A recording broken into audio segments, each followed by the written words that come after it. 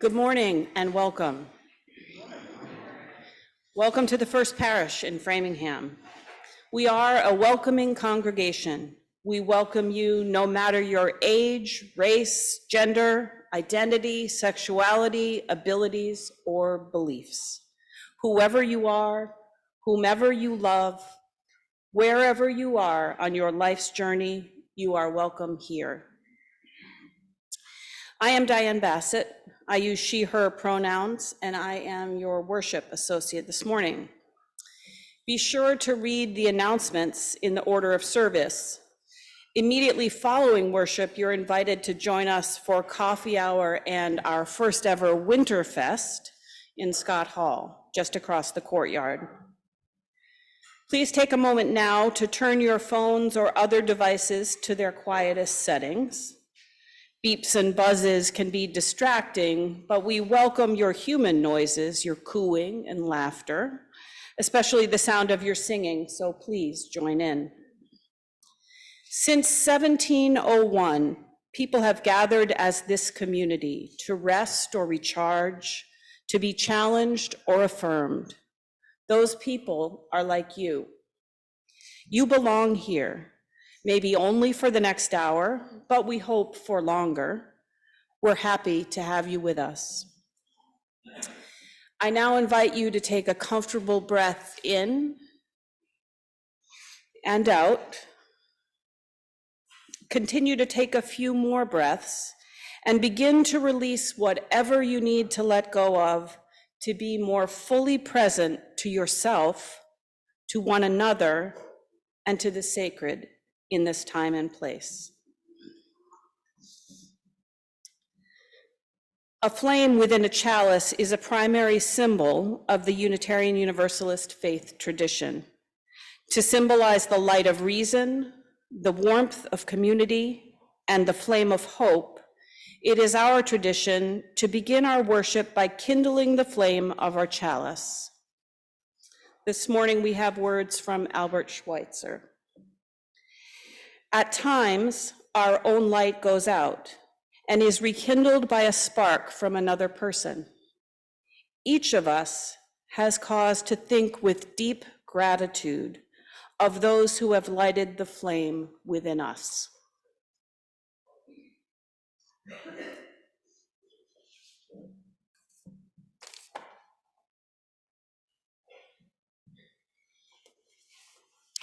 This Sunday also begins the season of Advent, a season of anticipation and waiting.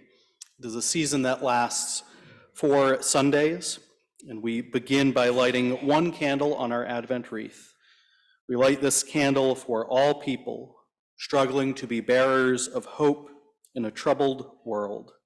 And would you share a response with me? The response is, give light, give hope. Give light, give hope.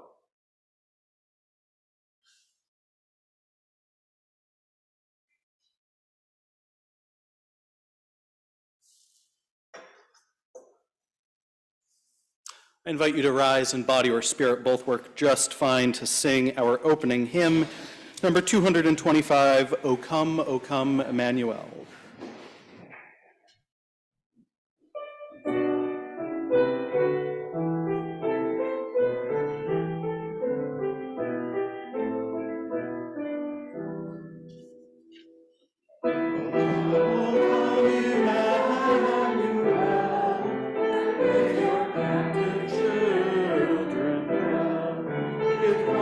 To all exiles here, and to the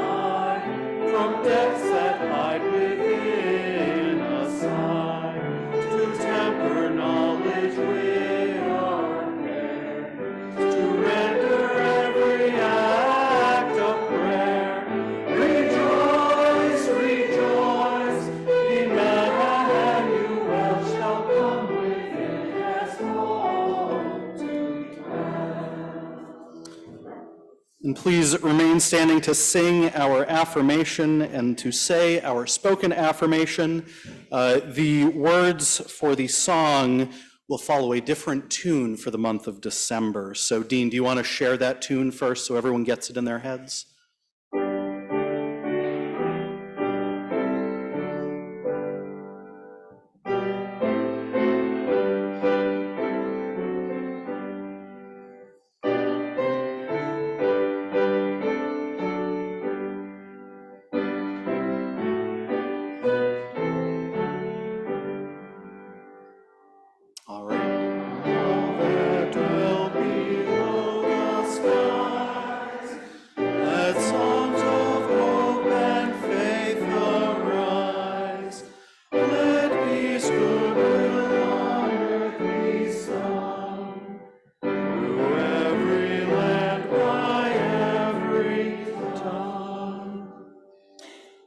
Love is the doctrine of this church.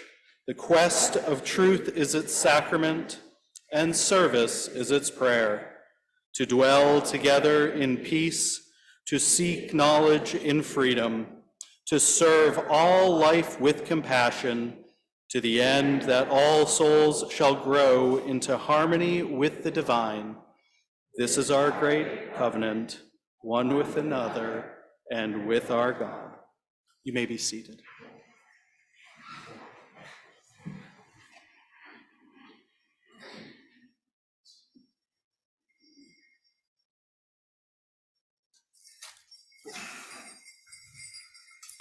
God.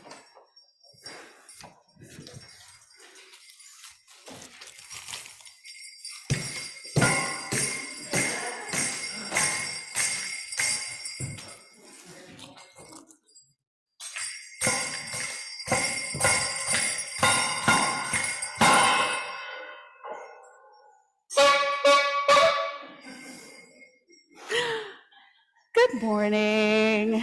Good morning. Okay, I don't know what to do with this thing. Here we go. My name is Lauren Strauss. I'm the Director of Religious Exploration here, and I invite you to say with me in American Sign Language, good morning and welcome to church.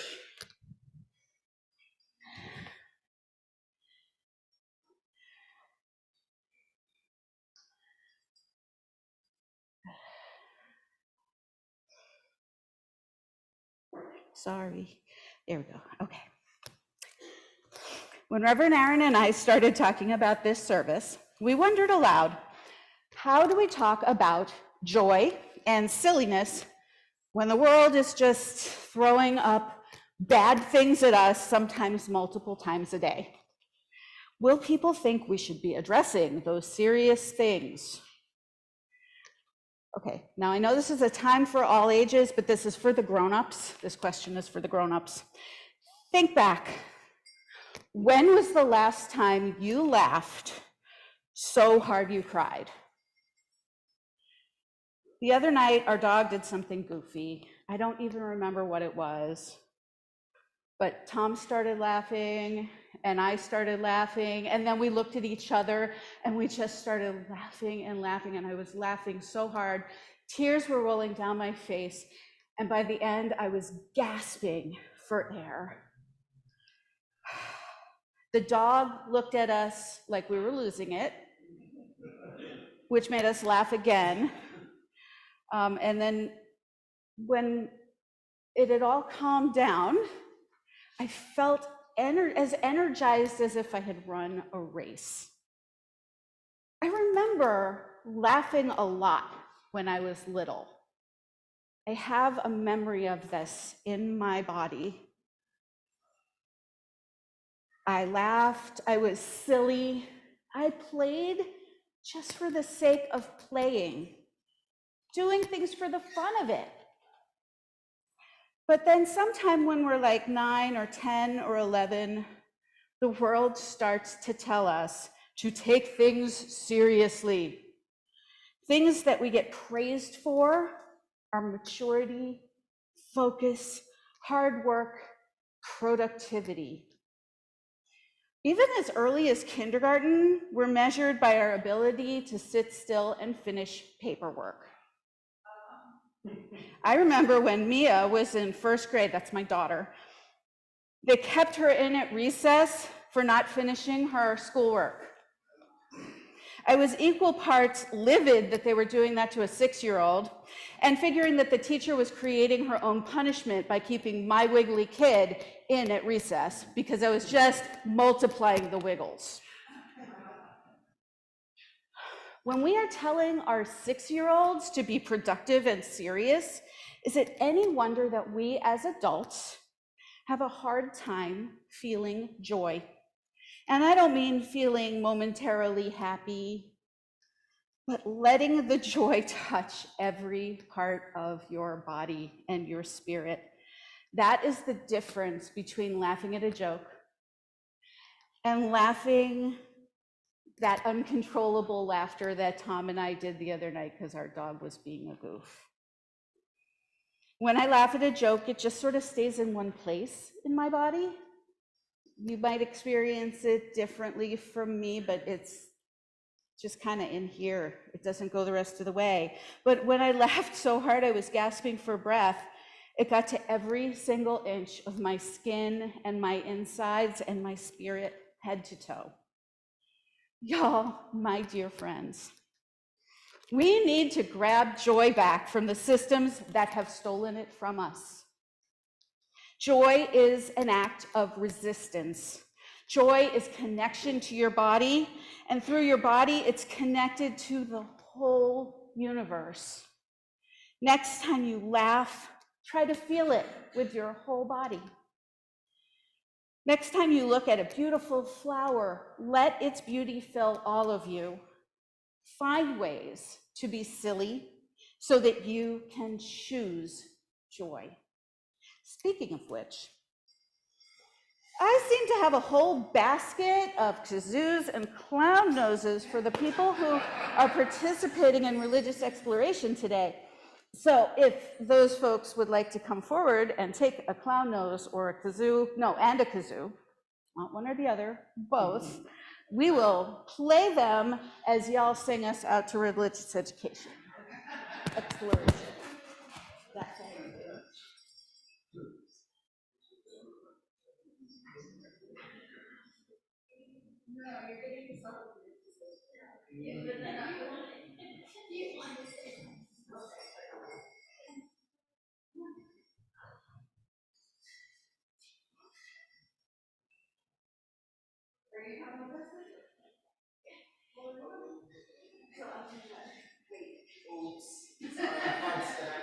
No, there's people participating in religious exploration today.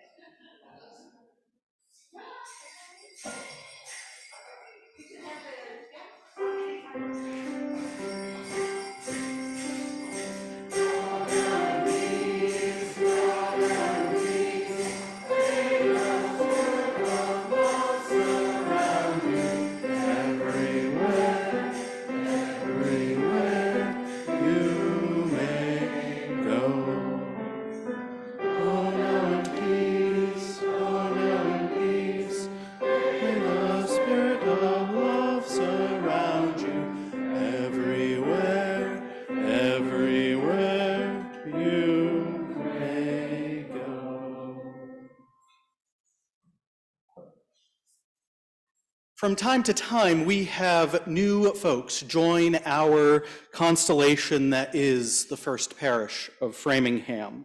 And today is one of those days where we will welcome 3 new members of our congregation, though I only see one present today, which is fine. It is totally fine.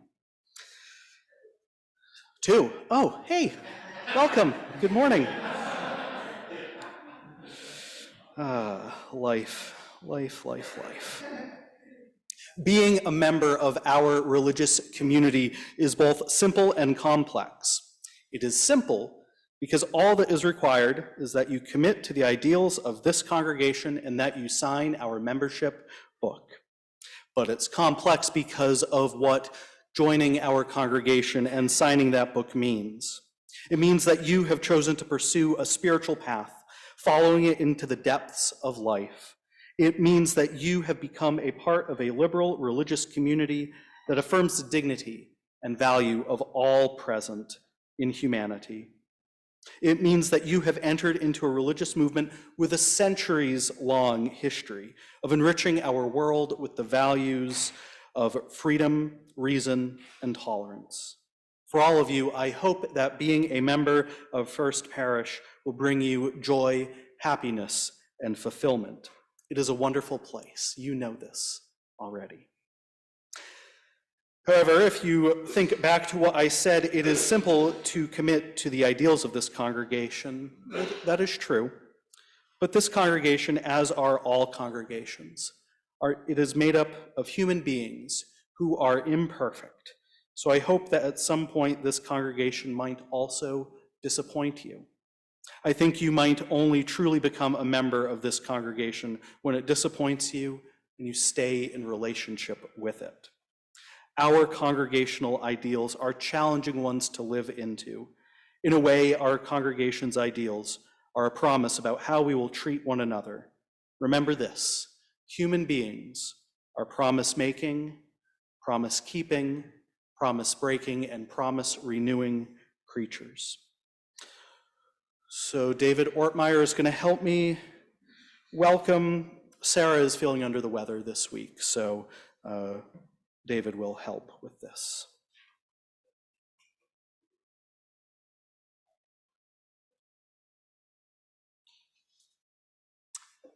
So today we welcome Ben Long, Skylar Burke, and Eve Mertens as new members. And if you would like to come forward, please do. And by the way, they're all members of the choir.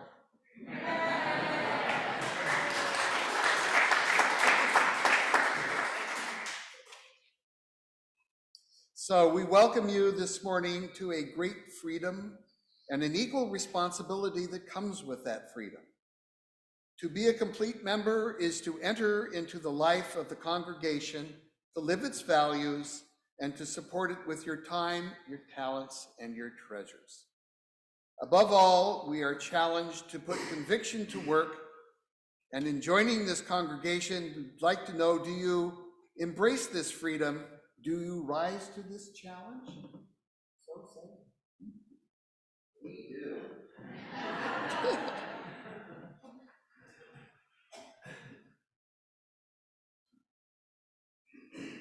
Let us all rise in body or spirit to say the words that are at 728. They are at the way back of the hymnal.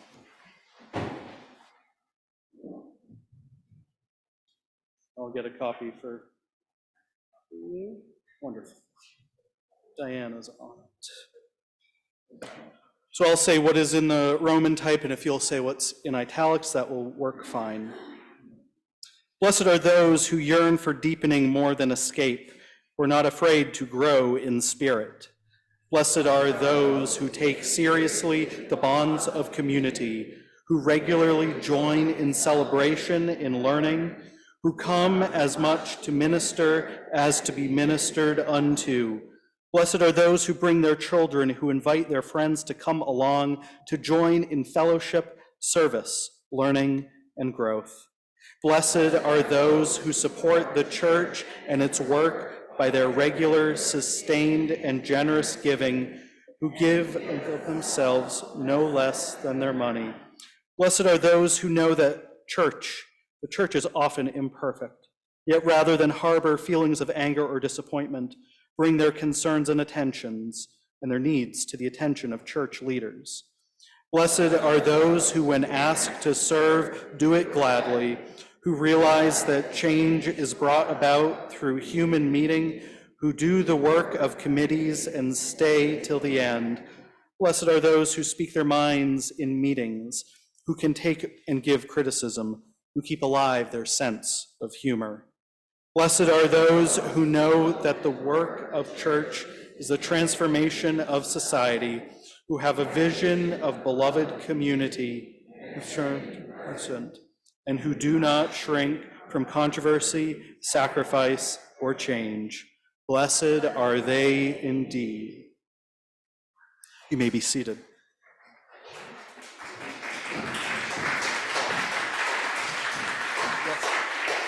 So I present to the congregation, these are our newest members. We welcome them as your fellow journeyers in this life of the sacred space and undeniable ministry together.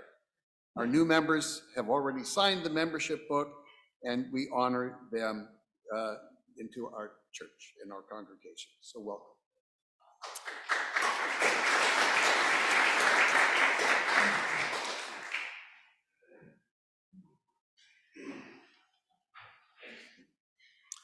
Reverend Aaron Sockel-Wiseman, the senior minister, and I use he, him, his pronouns. This is the time of our service that we set aside for sharing the things which weigh deepest on our hearts, our milestones, our happy and our sad occasions. We share them because joy shared is joy expanded, and sorrow shared can feel as though someone is sharing our burden. You can submit your joys or sorrows either online or by writing them down in the book that is normally at the back of our sanctuary. We also sing from the hymn Comfort Me, so that our joys and our sorrows can be held in song, but also so that you might have a song on your heart or on your mind that you can sing when you are joyful or sorrowful.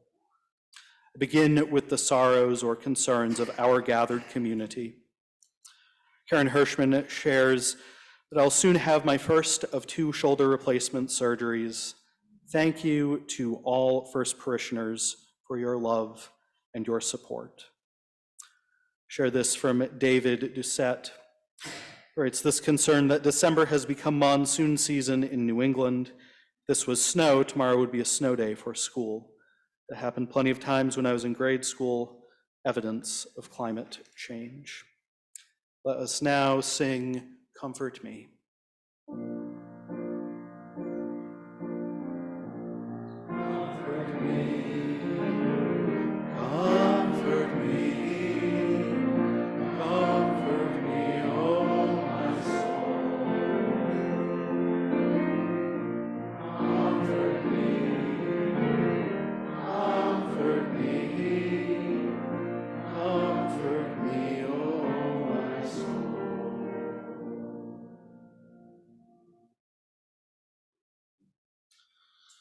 Yes. I share this joy from Debbie Doucette, who writes that she wanted to acknowledge my mom's birthday today. She's no longer with us. I still miss her dearly. She was a quiet soul with a warm heart. Let us now sing next verse. Sing with me. Sing with me, sing with me, oh my soul. Sing with me, sing with me, sing with me, oh my soul. And we light one final candle for all of the joys and all of the sorrows which remain in our hearts. Speak for me, speak for me, speak for me, oh my soul. Speak for me, speak for me, speak for me, oh my soul. I invite you to return your attention to your breath. I invite you to notice what is supporting you. In the hustle and the bustle of the day, this moment for contemplation will just sit for a minute in this house made holy by our presence here.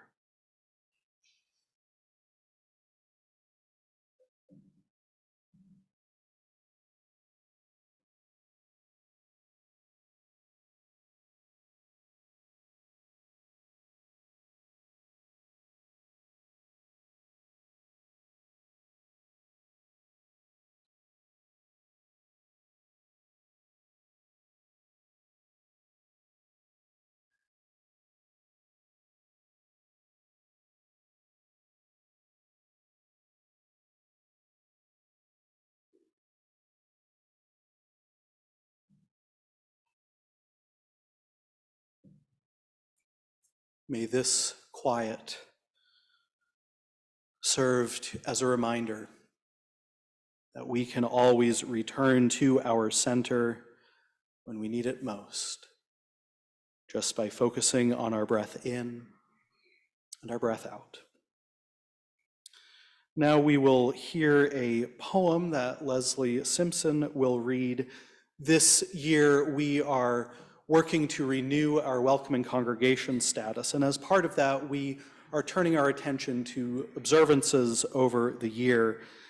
This is a poem written by a colleague of mine, a seminary classmate, the Reverend Sarah Bartlett, on World AIDS Day.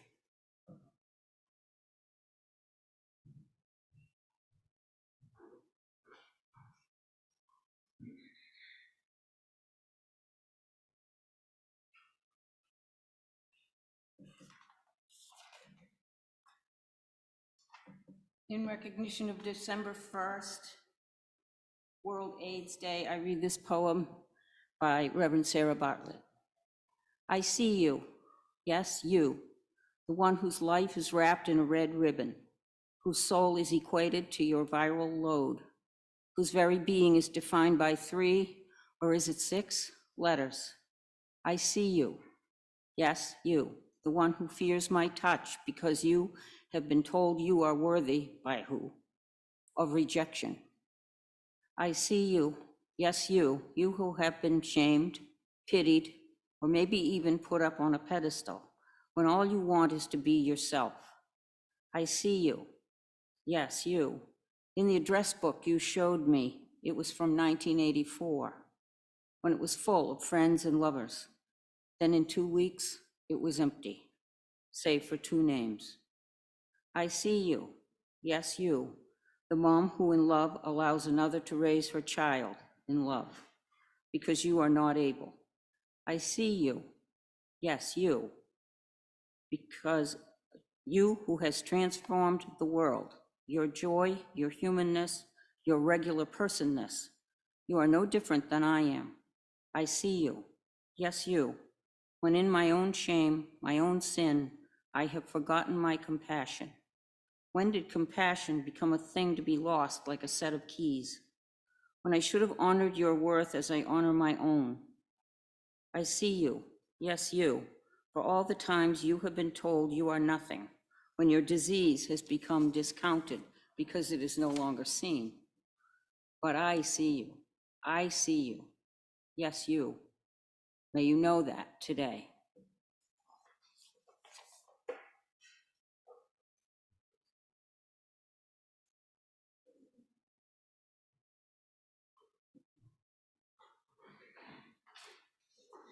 As we prepare to take this morning's offering, may each of us look into not just our wallets or our checkbooks to see how much we have with us. Let us look into our hearts as well and see what is available there. How much love, how much generosity, how much faith, how much gratitude, how much hope. Let us take our offering from that account. If this is your first time joining us, you're invited to let the offering plate pass you by.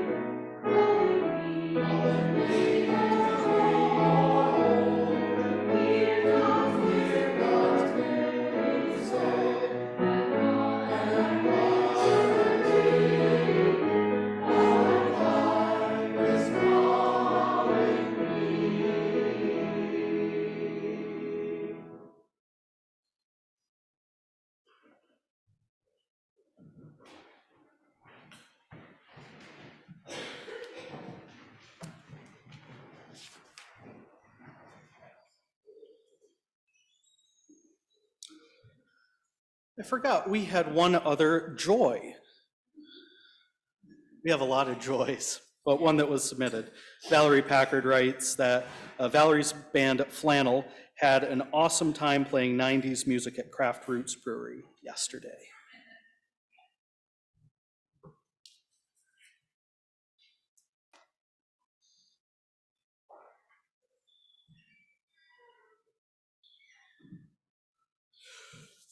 So we are doing a special thing right now. You see in the order of service, it says reverse offering. We're not giving your money back. Though sometimes that is a way that reverse offerings are held. Today's service, as you know, is based on joy. And we gave the children in our youth group in religious exploration clown noses and kazoos, and we have those for you as well.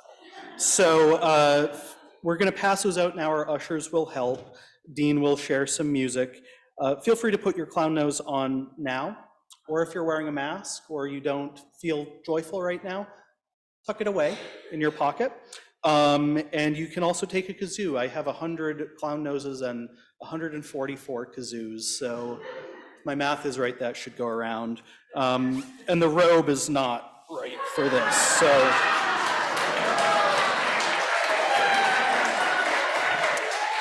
So the reverse offering will now be joyfully given.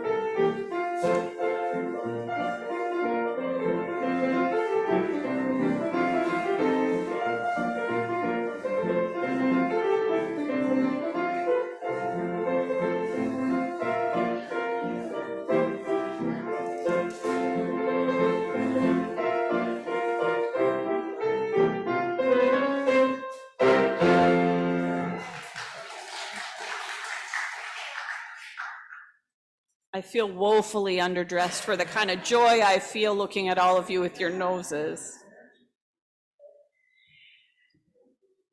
I want to share a poem from Mary Oliver entitled, "Joy is not meant to be a crumb." If you suddenly and unexpectedly feel joy, don't hesitate, give in to it. There are plenty of lives and whole towns destroyed or about to be. We are not wise and not very often kind, and much can never be redeemed. Still, life has some possibility left. Perhaps this is the way of fighting back, that sometimes something happens better than all the riches or power in the world. It could be anything, but very likely you'll notice it in the instant when love begins. Anyway, that's often the case. Anyway, whatever it is, don't be afraid of its plenty. Joy is not made to be a crumb. From this vantage point, I feel I need to take a photo of you all, because this is wonderful. Beautiful. We'll hear that poem one more time. If you suddenly and unexpectedly feel joy, do not hesitate. Give into it. There are plenty of lives and whole towns about to be destroyed or destroyed. We are not wise and not often very kind, and much can never be redeemed. Still, life has much possibility left in it. Perhaps this is its way of fighting back, that sometimes something happens better than all the riches or power in the world. It could be anything. But very likely you notice it in the instant when love begins. Anyways, that's often the case.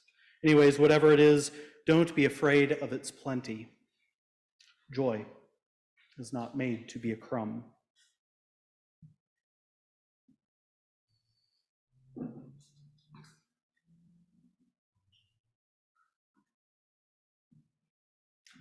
What line in that poem stands out to you?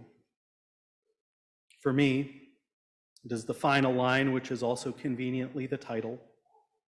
Joy is not meant to be a crumb, unless that crumb is on top of some amazing coffee cake or is in part of a delicious sourdough.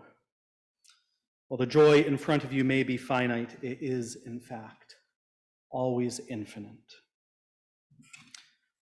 It's easy to live with a broken heart these days, isn't it? Mourning the loss of loved ones.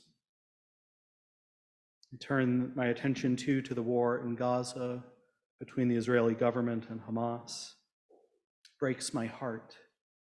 I don't know what the solution there is. I do know that far too many people, civilians, have been killed. Beautiful places destroyed. I remember seeing a video of a Palestinian boy walking a few days ago when this temporary ceasefire was called. And he was speaking in his language, but the caption that was on the video read, "I was just so happy when I heard that the ceasefire was called." Me too. I know that my rabbi colleagues and Jewish friends are terrified as well. They still are. As they heard about loss of life that day as well.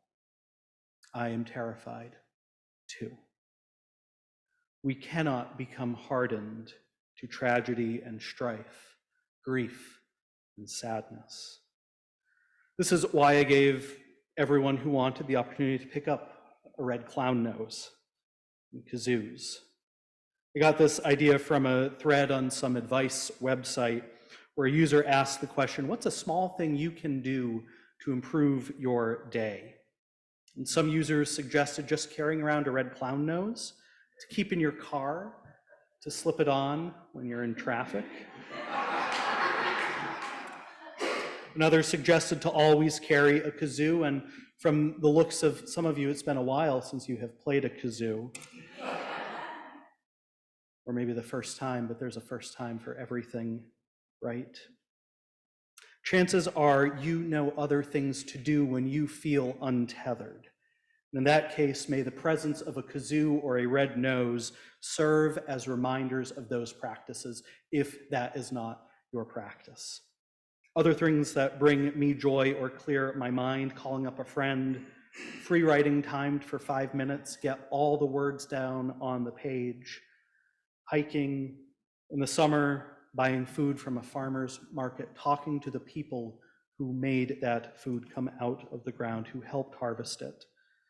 Or also watching a video clip on YouTube that I know will make me laugh. For a good long while, it's been a 10-minute video of the actor Bill Hader breaking character on Saturday Night Live.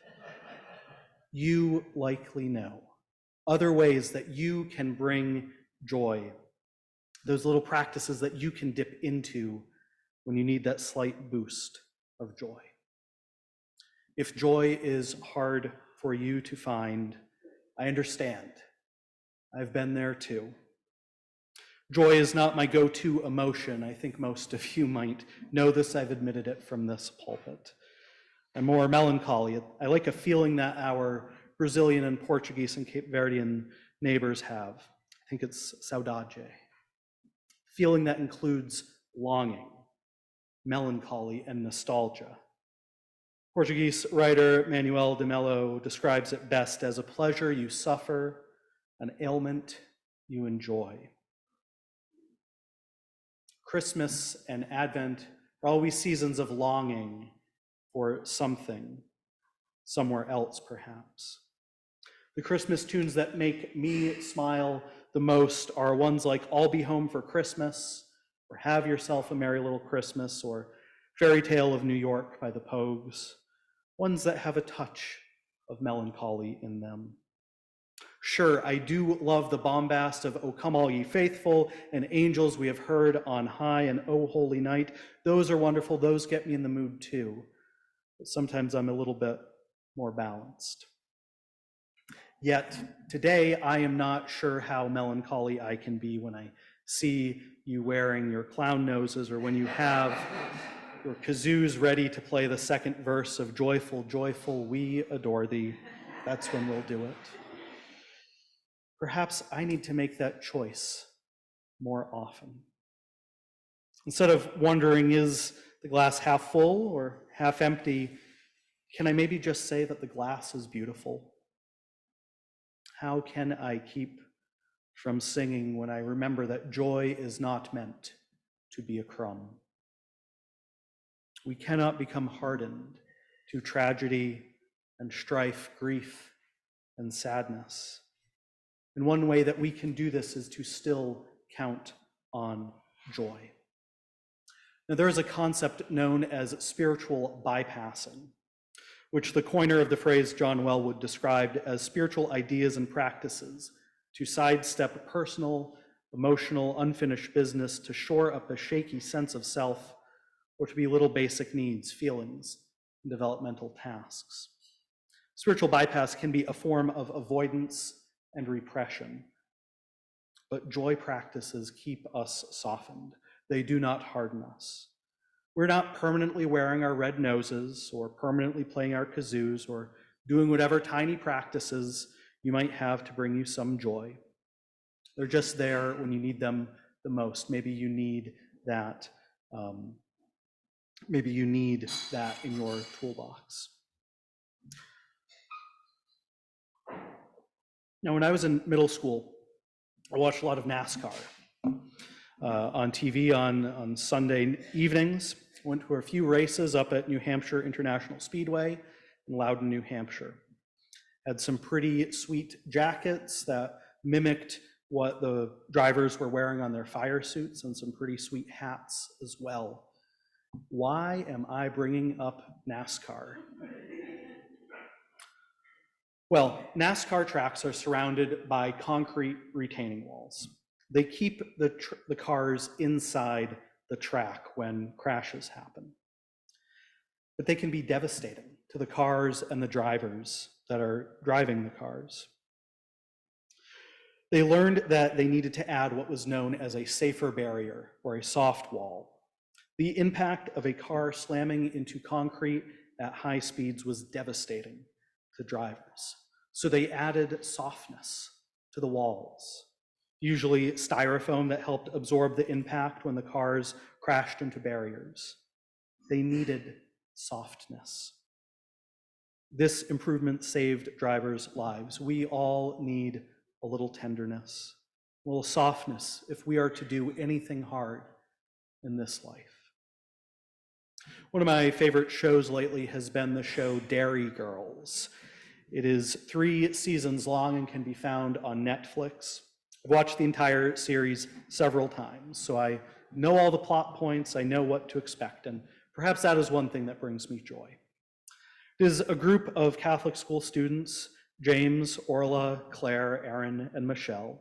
They're living in Londonderry or Derry in Northern Ireland at the end of the Troubles in the mid-1990s. They live amidst armed checkpoints, blockades, and bomb threats. And yet they still have their crushes. They still lip sync to silly songs. They still want to see their favorite bands.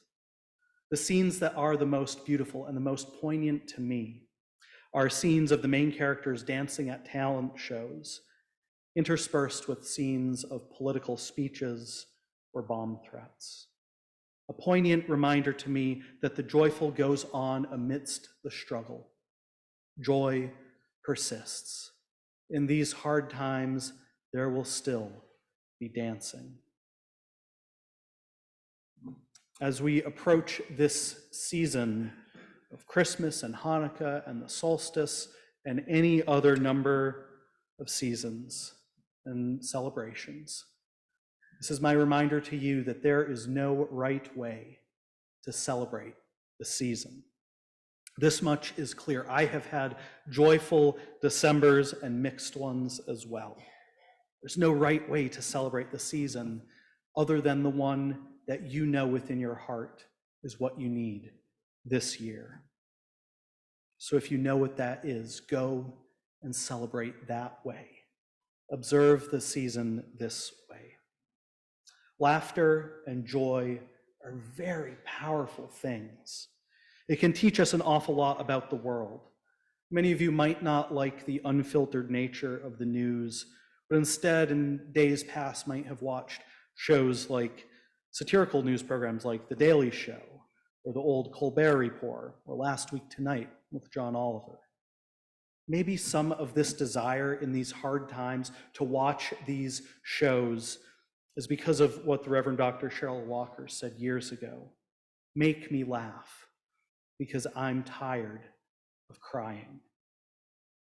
Satire and parody and humor work because they require the satirist or the parody artist to boil something down to its deepest essence, which may be the truth of the matter, and then add some zest, some spice, some sugar, and rub salt in the wounds.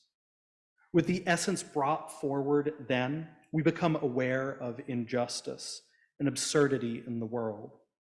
The political theorist Hannah Arendt explained, the greatest enemy of authority and the surest way to undermine it is laughter.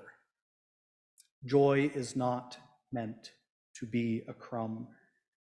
It is a good way to inform a large amount of people about injustice, or at least make them aware, but it's important to remember that satire does not tell the whole truth. I've watched an episode or 50 of Saturday Night Live and wondered, did that politician really say that?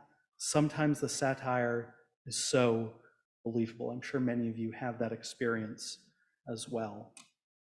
Another example of how satire works to change things. There's one example of a Russian city that I'm not going to try to pronounce the name, but I heard of this online. It's a story about some deep potholes that remained in streets, despite months and months of repeated promises from local officials for repairs. One night, street artists painted comical images over the officials' faces, over 3 of the officials' faces over 3 potholes, leaving the gaping holes as their mouths, along with some painted quotes of their unmet promises. The project, called Make the Politicians Work, was successful. The next day, crews were fixing the potholes. Satiric public shaming succeeded where petitions, news editorials, and other public advocacy had failed. Religion often forgets the fools. Why? Fools are gritty. They are dirty. They are not meant for religious texts because religious texts often feel somewhat sanitized. They are sacred after all, and the profane has been removed. The former director of the chapel at Andover Newton Theological School, Adam Harrelson, wrote a book recently called The Holy No: Worship as a Subversive Act. In one chapter, he describes some changing laws in Catalonia and the response to those changing laws. Because of this new legislation, when the nativity scenes went up the next Christmas after those laws had been passed, there was outcry that a certain figure was not included in the nativity scene. Known as the Caganer, this figure is usually on the margins of the nativity scene, usually squatting with his trousers around his ankles and doing what one does. He's pooping on the edges of the nativity scene. The presence of the Caganer was considered to be newly illegal because of new civility laws, new civility ordinances in Barcelona that made public defecation and public urination illegal. So then this reminder at the nativity scene was considered illegal as well. Why on earth would we have this figure on a nativity scene? Harrelson wonders if this is a way to humanize the whole affair. It's literally the opposite of sanitary, and I have to imagine that giving birth in a manger isn't sanitary either. It might take away the smell of the frankincense and myrrh and remind us that there were some other smells that day. It reminds us that it was a human event. So my friends gathered here, in just a few moments, we'll sing the first verse of Joyful, Joyful, We Adore Thee. Then you can use your kazoos for the second verse, and then we'll go back to singing after that. In the next few days, if things feel a little unmanageable, I invite you to slip that clown nose onto your nose, or do something else that will bring you a little bit of joy. It might also bring somebody else some joy. And if joy seems harder to find, first of all, remember that on December 19th, in this space at 7 p.m., we'll be holding a Blue Holiday Vespers service as a way to process those more tender emotions that we might have during this season. I also invite you to remember that in these darkening days, there is still a little bit of light. There is still light. Joy is not meant to be a crumb. May it be so, and amen.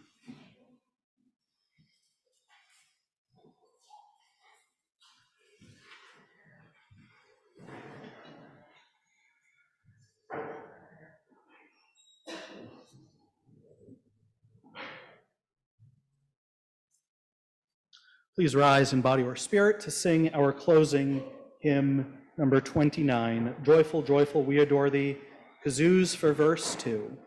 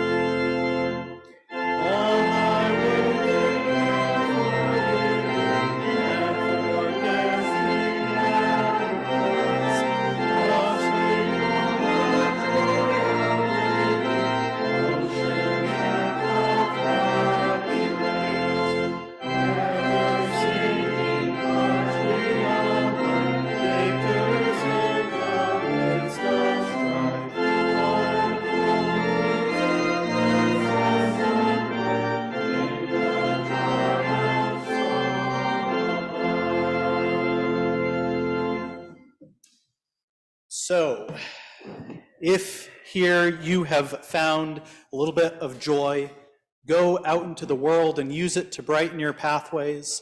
And when you need to rest or recharge, be challenged or affirmed, may that light guide us safely back. May we hold the light always and light hold us always. Amen. And go in peace.